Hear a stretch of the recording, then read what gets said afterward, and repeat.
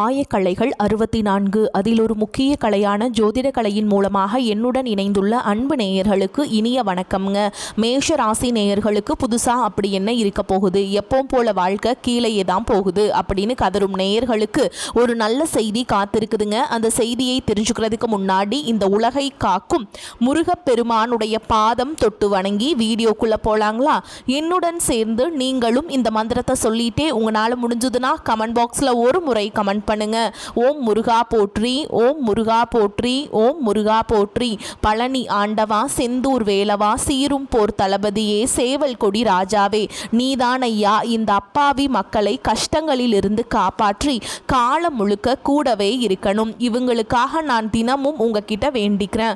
இவங்களுக்கு ஒண்ணுனா நீதான் ஐயா பொறுப்பு. அப்படியே நான் சொல்லும் ஜோதிடமும் பழிக்க நீதான் ஐயா அருள் புரியணும். தினமும் உங்களுக்கு கிரகநிலை மாற்றத்தால் வரக்கூடிய சுப பலன்களை அறிய கட்டாயம் சப்ஸ்கிரைப் பண்ணி பெல் பட்டன் அப்புறம் ஆல்னு ஆப்ஷன் இருக்கும், அதையும் கொடுத்து வைங்க.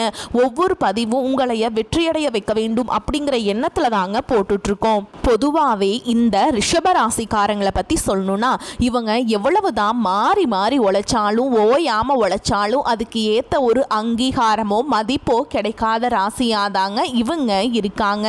பல நேரங்கள்ல என்னடா இது நமக்கு ஒரு மதிப்பு கூட இல்லையா அப்படின்னு நினைக்கிற நிலைமை இருந்தாலும் பரவாயில்ல, பாசத்துக்கும் நேசத்துக்கும் கட்டுப்பட்டு தங்களுக்குள்ள இருக்கக்கூடிய அத்தனை துன்பத்தையும் கஷ்டத்தையும் வெளியே காட்டிக்காம மறைச்சுக்குவாங்க. சில நேரங்கள்ல அசிங்கத்தையும் அவமானத்தையும் கூட சந்திக்க நேரிடும். ஆனா அதையும் வெளிப்படுத்தாம நான் அசிங்கப்பட்டாலும் பரவாயில்ல, என் குடும்பம் நல்லா இருக்கணும் அப்படின்னு தனக்குன்னு இருக்கக்கூடிய உறவுகளை காக்கக்கூடியவங்களா மிகச்சிறந்த குணம் கொண்டவங்களா இவங்க இருக்காங்க. இவ்வளவு அருமையான தங்கமான நற்குணங்களை கொண்ட ரிஷபராசிக்கார அன்பர்களே, எல்லாரும் நலமாயிருக்கீங்களா? ஏங்கம்மா நீங்க வேற எங்களை பார்த்து இப்படி ஒரு கேள்வி கேட்குறீங்களே, எங்களை பார்த்தா இப்ப நலமாயிருக்கிற மாதிரியா தெரியுது? எங்க வாழ்க்கையில ஒவ்வொரு நாளும் ஒவ்வொரு நிமிஷமும் பலவிதமான பிரச்சனைகளை எதிர்கொண்டு போராடி வாழ்ந்துட்டு இருக்கோம். நாங்களே ஏண்டா பிறந்தோம் அப்படின்னு கஷ்டப்பட்டுட்டு இருக்கோம். இந்த நிலமையில எங்களை பார்த்து நலமாயிருக்கீங்களான்னு ஒரு கேள்வி நீங்கள் கேட்டுட்டீங்களே அப்படின்னு நீங்கள் கலங்கி கண்ணீர் விடுறது எனக்கு நல்லாவே புரியுதுங்க. உங்கள் மனக்குமுறல் எனக்கு கேட்குது. ஆனால் கலங்காதீங்க ரிஷபராசிக்காரங்களே, இனி வரக்கூடிய காலங்களில் உங்கள் வாழ்க்கையில் இருக்கக்கூடிய இந்த இக்கட்டான சூழல் எல்லாமே வெயிலை கண்ட பனித்துளி போல ஒரு காணல் நீராக மறைய போகுது. உங்களுடைய நீண்ட நாள் கனவுகள் ஆசைகள் எல்லாமே ஒவ்வொன்றா நிறைவேற போகுது. குறிப்பாக திருமணமாகாமல் ரொம்ப நாளாக காத்துட்ருக்கவங்களுக்கு இந்த திருமண தடை முற்றிலுமாக நீங்கி கெட்டி மேலம் கொட்ட போகுது. அதே போல வீட்டில் ஒரு மழலை சத்தம் கேட்காதா அப்படின்னு ஏங்கிட்டு இருந்த குழந்தை பாக்கியம் இல்லாதவர்களுக்கு அழகான குழந்தை பாக்கியம் கிடைக்க போகுது. அது மட்டும் இல்லாம இது நாள் வரைக்கும் உங்களை வேண்டாம் அப்படின்னு சொல்லி உதறி தள்ளிட்டு போன சொந்த பந்தங்கள் இருக்காங்க இல்லையா, அவங்க எல்லாருமே இனி வரக்கூடிய காலங்களில் உங்க அருமை பெருமகளை புரிஞ்சுக்கிட்டு உங்களை தேடி உங்க வீடு தேடி வர போறாங்க. உங்களுடைய உடல்நிலை முன்னை விட ரொம்பவே ஆரோக்கியமா தெம்பா இருக்க போகுது. உங்க கையில பணப்புழக்கம் தாராளமா அதிக அளவுல இருக்க போகுது. மொத்தத்துல சொல்லணும்னா உங்க வாழ்க்கையே நீங்க ஆச்சரியப்பட போற அளவுக்கு ஒரு அருமையான வாழ்க்கையா மாறப்போகுதுங்க. சரிங்க ரிஷபராசிக்கார நேயர்களே, இந்த காலகட்டத்தில் கிரக நிலைகள் எப்படி இருக்குதுன்னு கொஞ்சம் விரிவா பார்க்கலாங்களா? உங்க ராசியில சந்திர பகவான் இருக்காருங்க. தன வாக்கு குடும்பஸ்தானத்துல குரு பகவான் அமர்ந்திருக்கார். சுகஸ்தானத்துல ஞானக்காரகன் கேது பகவான் இருக்காருங்க. கொஞ்சம் கவனிக்கக்கூடிய விஷயம் என்னன்னா அஷ்டமஸ்தானத்துல சூரிய பகவானும் புதன் பகவானும் சுக்கிர பகவானும் கூடவே செவ்வாய் பகவானும் சேர்ந்திருக்காருங்க. தொழில் ஸ்தானத்துல கர்மகாரகன் சனி பகவானும் ராகு பகவானும் இருக்கிறாருங்க. ராசி மண்டலத்துல இரண்டாவதா இருக்கக்கூடிய ஒரு கம்பீரமான ராசி தாங்க நம்மளுடைய ரிஷபராசி. இந்த ரிஷபராசியில கார்த்திகை நட்சத்திரத்தோட 2, 3, 4 பாதங்களும், ரோஹிணி நட்சத்திரம் முழுவதும், மிருகசீரிஷ நட்சத்திரத்தோட 1ஆம் பாதம் 2ஆம் பாதம் இதெல்லாம் இந்த ராசியில அடங்குங்க. ரிஷப ராசிக்காரங்களுடைய ராசி அதிபதி யாருன்னு பார்த்தீங்கன்னா அது சுக்கிர பகவானுங்க. ரிஷப ராசிக்காரங்களுக்கு நட்பு ராசியா, அதாவது சாதகமான ராசியாக இருக்கக்கூடியவங்க யார் யாருன்னு பார்த்தீங்கன்னா மிதுனம், மகரம், கன்னி, கும்ப ராசிக்காரங்க தாங்க.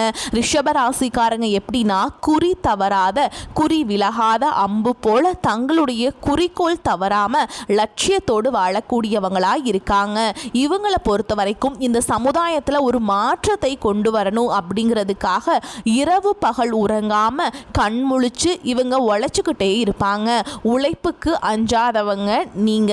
நான் உறுதியா சொல்றேங்க, இனி வரக்கூடிய காலங்களில் ரிஷப ராசிக்காரங்களுடைய வாழ்க்கையில கவலை, கண்ணீர் அதுக்கெல்லாம் ஒரு துளி கூட இடம் கிடையாதுங்க.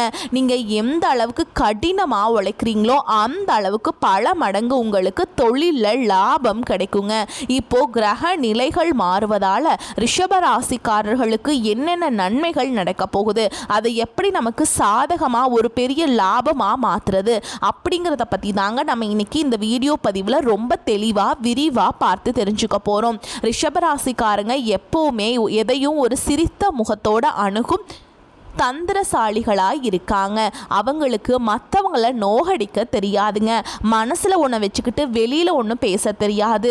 தொழில் ஸ்தானம்னு சொல்லக்கூடிய 11வது வீட்டில் சனி பகவான் நிரந்தரமாக குடியேறதுனால தொழிலில் பெரிய லாபம் உண்டாகும். உங்கள் மேலே இருந்த கெட்ட பெயர்கள், அவச்சொற்கள் எல்லாமே விலகி போயிருங்க.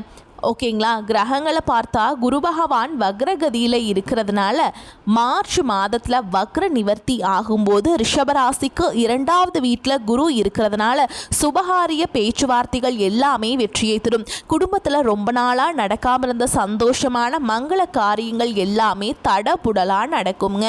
அதே போல் ரிஷபராசிக்கு 8வது வீட்டில் செவ்வாய் உச்சம் பெற்றிருக்கிறதுனால உங்களுக்கு இருந்த பெரிய பெரிய மருத்துவ பிரச்சனைகள் கூட தீருங்க. இது ரொம்ப முக்கியமான விஷயம். இதுவரைக்கும் பார்க்காத வைத்தியரை நீங்க பார்க்க வேண்டிய கட்டாயம் வர செய்யுங்க. அப்படி பார்க்கும்போது அவர் போடும் ஒரே ஒரு ஊசியால் உங்க உடம்புல இருந்த பெரிய வியாதி கூட காணல் நீரா மறைஞ்சு போயிருங்க. இதனால் உங்களுக்கு மருத்துவ செலவுகள் பெரிய அளவில் குறைய போகுதுங்க. அதே மாதிரி புதன் வக்ரகதி அடையும் போது உங்களுக்கு யாரெல்லாம் குழி தோண்டிட்டு இருக்காங்களோ, யாரெல்லாம் உங்களை ஏமாத்துறாங்களோ, யாரெல்லாம் விருப்பம் இல்லாமல் உங்கள் கூட நடிக்கிறாங்களோ, குறிப்பாக உங்கள் குடும்பத்தில் பாதகமாக செய்திகளை யாரெல்லாம் பரப்புகிறாங்களோ அப்படிங்கிறத புதன் பகவான் உங்களுக்கு காட்டி கொடுத்துருவாருங்க. எதிரிகள் யாருன்னு நீங்கள் தெளிவாக தெரிஞ்சுப்பீங்க.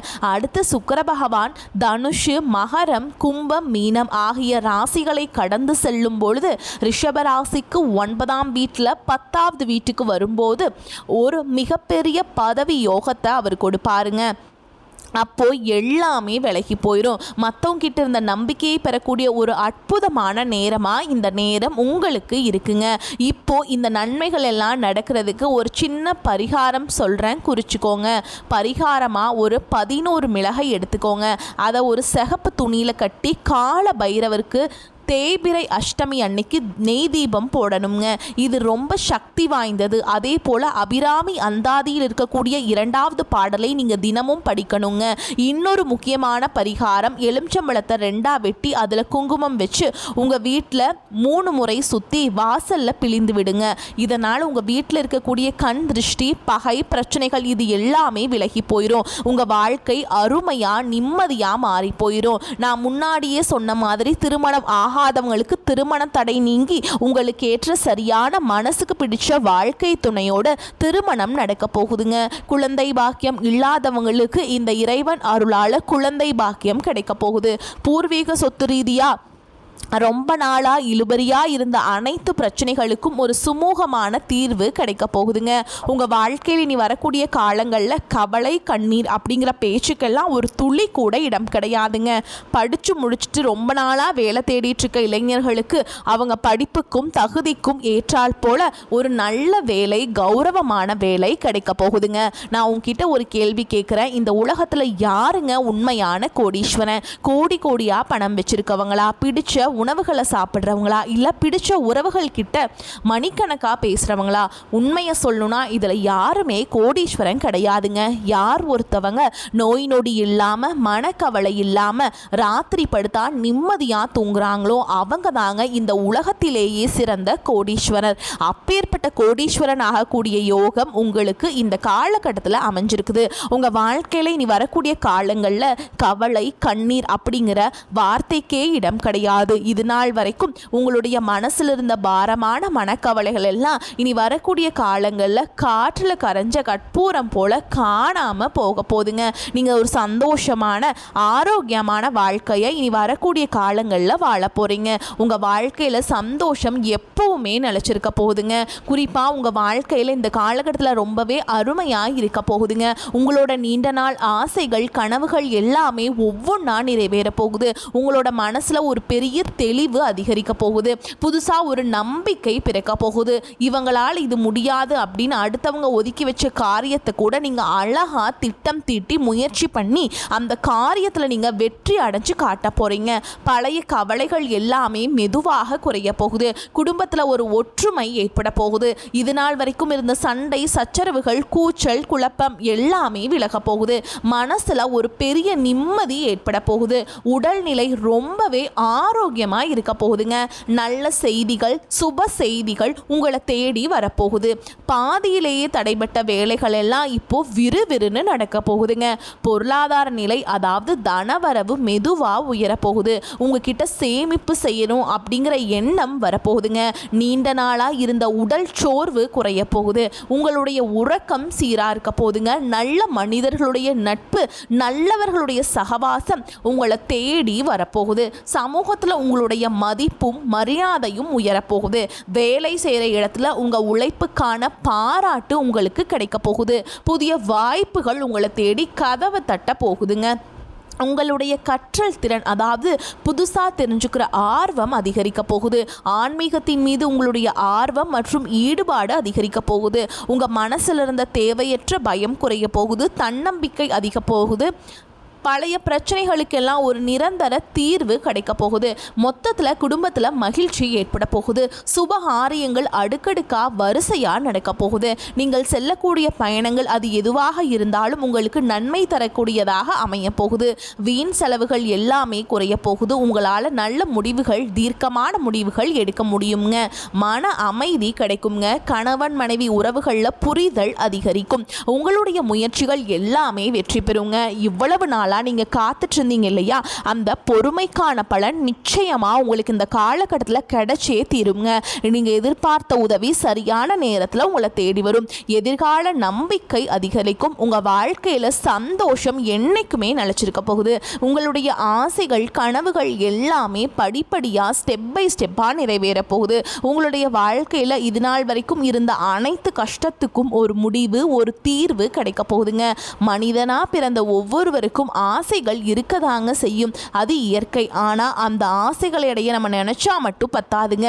முழு மனசோட நம்மளுடைய ஆசைகளை அடைவதற்கான வழியை ஒவ்வொரு நாளும் இன்னைக்கு என்ன பண்ணணும்னு யோசிச்சு அதற்கான திட்டங்களை தீட்டி உழைச்சிக்கிட்டே இருக்கணுங்க. உழைச்சா நிச்சயமா நம்மளுடைய ஆசைகள் எல்லாமே நிறைவேறிடும். உங்க வாழ்க்கையில இனி வரக்கூடிய காலங்களில் உங்களுடைய அனைத்து ஆசைகளும் நிறைவேற போகுது. அப்படி ஒவ்வொரு மனிதனுக்கும் இருக்கக்கூடிய பொதுவான ஆசை என்னன்னு பார்த்தீங்கன்னா 16 செல்வங்களையும் அடைந்து குறைவில்லாமல் வாழணும் அப்படின்னு தான் ஒவ்வொரு மனிதனுடைய ஆசையும் இருக்குதுங்க. பணம் வேணும், பதவி வேணும், புகழ் வேணும், கௌரவம் வேணும் அப்படின்னு தான் ஒவ்வொரு மனிதனும் தினமும் வாழ்ந்துட்டு இருக்கான். அதை நோக்கிய பயணத்தை தான் ஒவ்வொரு நாளும் மனிதன் வாழ்ந்துட்டு இருக்கான். ஆனால் வருத்தமான விஷயம் என்னன்னா ஒவ்வொரு நாளையும் ரசிச்சு வாழ்றது கிடையாது. எந்த ஒரு மனிதனும் ஏதோ ஒரு போராட்டத்தில் தாங்க இந்த உலகத்தில் வாழ்க்கையை வாழ்ந்துட்டு இருக்காங்க. ரிஷப ராசிக்காரங்களே, உங்க வாழ்க்கையில மேலும் நல்லதெல்லாம் நடக்க நீங்க செய்யக்கூடிய இன்னொரு எளிய பரிகாரம் என்னன்னு பார்த்தீங்கன்னா, உங்க வீட்டு பக்கத்தில் இருக்கக்கூடிய ஆதரவற்ற வயதான முதியவர்களுக்கு உங்களால் முடிஞ்ச சின்ன சின்ன உதவிகளை செஞ்சுட்டு வாங்க. இந்த உதவியை நீங்க செய்யறதன் மூலமா நீங்க உங்க வாழ்க்கையில தெரிஞ்சோ தெரியாமலோ செய்த பாவங்கள் எல்லாம் குறைந்து உங்களுடைய எண்ணம் போல் உங்க வாழ்க்கையில் எல்லாமே நல்லபடியா நடக்கும். நான் உறுதியா சொல்றேங்க, இனி வரக்கூடிய காலங்களில் உங்களுக்கு நல்லது மட்டும்தான் நடக்கும். நன்மை மட்டும்தான் நடக்கும். வரக்கூடிய வாய்ப்புகளை தவற விட்டுறாதீங்க, கெட்டியாக பிடிச்சுக்கோங்க. வாழ்த்துக்கள். வாழ்க வளமோடு நலமோடு. நன்றி, வணக்கம்.